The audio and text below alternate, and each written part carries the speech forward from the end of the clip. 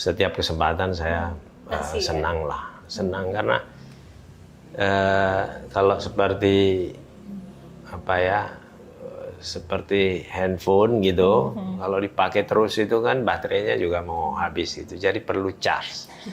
Jadi kita nge-charge lagi sesuatu yang berasal dari lubuk hati, dari pikiran-pikiran jernih, dari lingkungan yang apa belum terkontaminasi banyak nilai-nilai lama, nilai-nilai tradisi, ritual itu sangat sangat berharga untuk menghidupkan kembali optimisme dan harapan. Biasanya gimana Mas cara-caranya untuk bisa terus dekat sama rakyat? Biasanya seperti apa nih yang dilakukan oleh Mas Faisal? Kalau misalnya di Kementerian Perindustrian, salah satunya adalah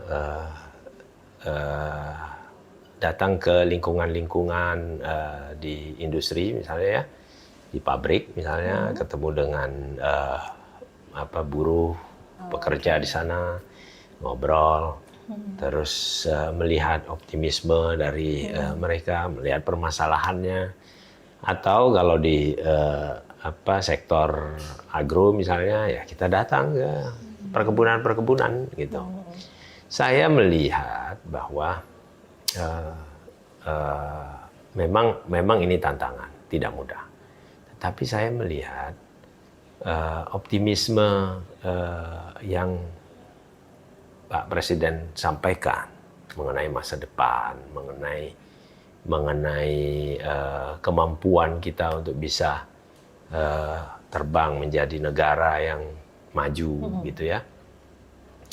Itu pelan-pelan juga bisa diserap oleh masyarakat, terutama yang bekerja di lingkungan tempat saya bekerja ya, lingkungan pabrik, di industri gitu. Jadi optimisme itu saya bawa kembali ke kantor, lalu bicara dengan teman-teman. Misalnya gini, saya lihat di jalanan ada banyak mobil listrik gitu ya. Sekarang udah mulai banyak mobil listrik.